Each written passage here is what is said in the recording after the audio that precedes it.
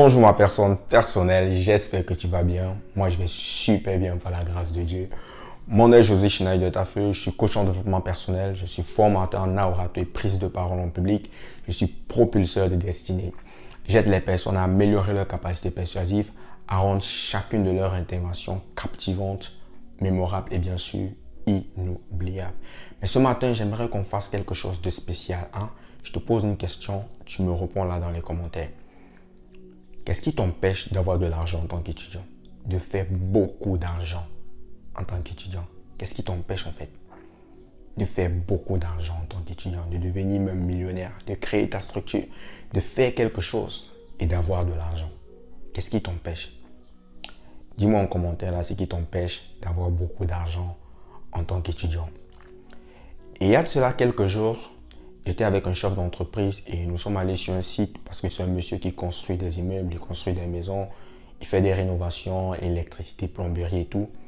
Et lorsque nous sommes arrivés, on n'avait pas accès à la maison parce qu'il y avait tellement d'eau. Il y avait de l'eau devant la maison, il n'avait plus à cet endroit. Et je lui demande alors comment est-ce qu'on fait pour déposer le matériel parce qu'on venait déposer le matériel pour commencer les travaux. Il me dit, qu'est-ce que tu proposes? Je lui dis, je propose qu'on fasse une échelle. Il me dit, d'accord. On a pris des bidons, on les a classés les uns devant les autres. Au-dessus des bidons, on a mis des planches pour les relier et c'est comme ça qu'on a pu déposer le matériel dans la maison. Et lorsqu'on a terminé de déposer le matériel, il me dit, Josué, tu sais, un vrai ingénieur, ce n'est pas toujours celui qui a un diplôme d'ingénieur. Un vrai ingénieur, ce n'est pas toujours celui qui a fait des études d'ingénieur.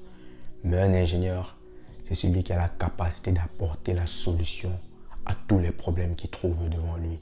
C'est quelqu'un qui sait s'adapter aux situations qu'il rencontre et qui apporte des solutions adéquates. Et je pense que c'est ce que voulait dire également Simon Ouedraogo, le coach Simon Ouedraogo, lorsqu'il dit « Chaque fois que je vois un jeune venir dans mon entreprise, je me rends compte que ce qu'il a appris à l'école classique ne me sert à rien. » Et bah oui, voilà notre chef d'entreprise qui dit la même chose, mais différemment. Il faut se poser alors la question de savoir, mais si ce qu'on apprend à l'école ne nous sert à rien, comment est-ce qu'on aura l'argent? Parce qu'il faut de l'argent pour vivre. Et en tant qu'étudiant, il y a tellement de choses qu'on peut faire. Il y a tellement de choses. C'est comme ça que j'ai rencontré des étudiants qui touchent un peu à tout. Ils touchent, ils essayent, ils réfléchissent en fait. Parce que quand tu es étudiant, tu te rends compte que c'est chaud. Oui. Tu te rends compte que c'est chaud. C'est très chaud même. C'est très chaud. En dehors des études, il faut autre chose. Et l'autre chose là, on appelle ça l'argent, l'oseille, le blé, le riz. Il faut beaucoup d'argent. Et il y en a qui cherchent des solutions, ils cherchent encore et encore. Vous savez, les êtres humains apprennent de deux façons. Soit par essai-erreur, soit par sagesse. Ce que j'appelle apprendre par sagesse, c'est apprendre de l'expérience des autres. Mais une très petite minorité aime apprendre par sagesse. On aime se cogner, recommencer, se cogner, recommencer, se cogner, recommencer encore, jusqu'à ce qu'on finisse par apprendre. Ça, ce sont les êtres humains. Mais il y a quelqu'un qui a fait quelque chose de très formidable. C'est que la personne, elle a cherché, un étudiant, il a cherché, il s'est rapproché des aînés, il a cherché encore des solutions. Mais comment est-ce que je peux en tant qu'étudiant gagner ma vie? Comment est-ce que je peux? Comment en tant qu'étudiant, je peux subvenir aux besoins de ma famille? Comment est-ce que je peux aider à impacter ma jeunesse? Comment est-ce que je peux être une aide même pour la société? Comment est-ce que cela peut être possible? Et pendant que moi, je réfléchissais à cela, j'ai pensé aux enfants. Vous savez qu'on est enfant et on est encore tout petit, en bas âge, on apprend à marcher. Et lorsqu'on commence à apprendre à marcher, on commence à quatre pattes. On y va là, à quatre pattes. Et l'enfant, il est tout content. Ensuite, il se lève, il commence à tenir le mur. Il marche en tâtonnant.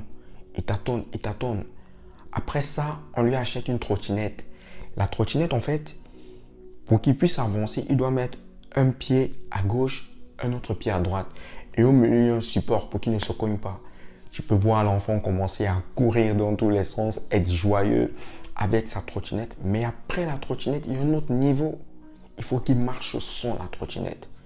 Et quand tu le vois faire ses premiers pas, il pose délicatement un pas, un autre pas, l'un après l'autre.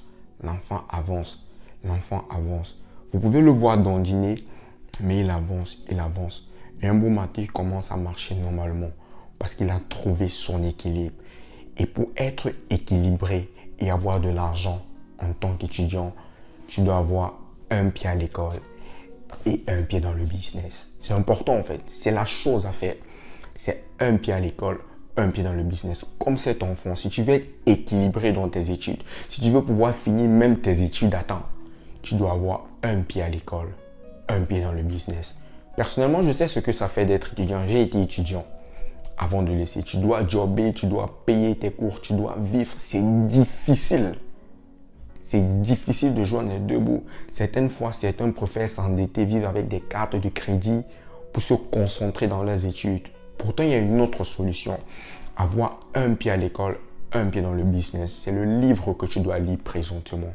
N'oublions pas que ce que les deux coachs que j'ai cités au début, ou alors les deux chefs d'entreprise disent en commun, c'est le manque de compétences fondamentales. C'est qu'on est resté sur nos diplômes, on est resté dans le carré et le cercle de ce qu'on a appris à l'école.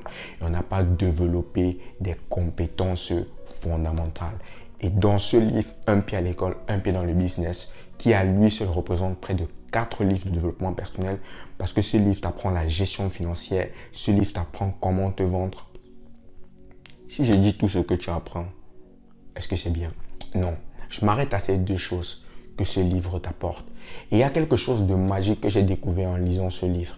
C'est que si tu es africain ou afrodescendant, si tu sais lire, peu importe ta position géographique, si tu as écouté l'histoire de ton pays, tu dois lire ce livre.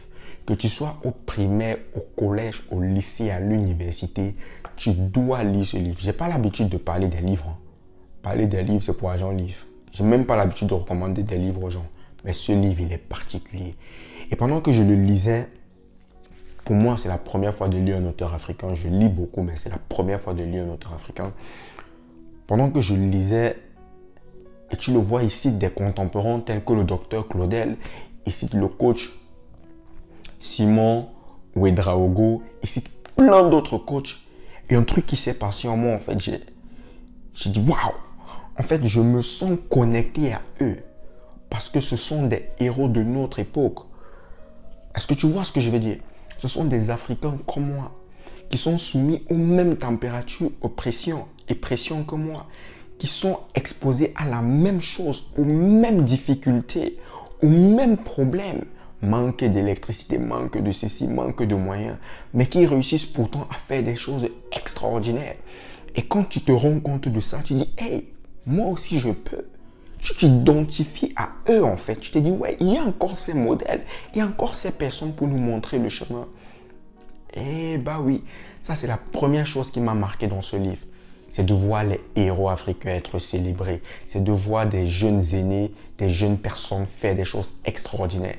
La deuxième chose qui m'a marqué, c'est qu'il a révélé un secret. On appelle ça secret de Polichinelle. Il a révélé un secret. Waouh! Quand j'ai lu ça, je me suis dit, ah oui, ça, il a dit la chose. Tu veux savoir le secret? Est-ce que tu veux? Tu veux que je te dise? Le secret qu'il a révélé, en fait, c'est... Non, je ne peux pas te dire ça comme ça.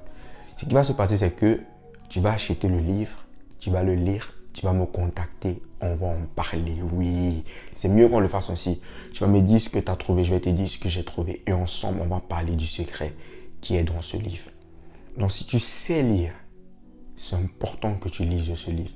Un pied à l'école, un pied dans le business. Si tu veux retrouver de l'équilibre, comme l'enfant qui apprend à marcher dans tes études, tu dois avoir un pied à l'école, un pied dans le business. C'est important. Si tu veux subvenir le plus tôt aux besoins de ta famille, si tu veux être un exemple, être un modèle, tu dois avoir l'argent. Et pour avoir l'argent en tant qu'étudiant, la solution, c'est un pied à l'école, un pied dans le business. Mon nom est José Schneider Tafeu, je suis coach en développement personnel, formateur en oratoire. Rendez-vous très prochainement et d'ici là, porte-toi bien.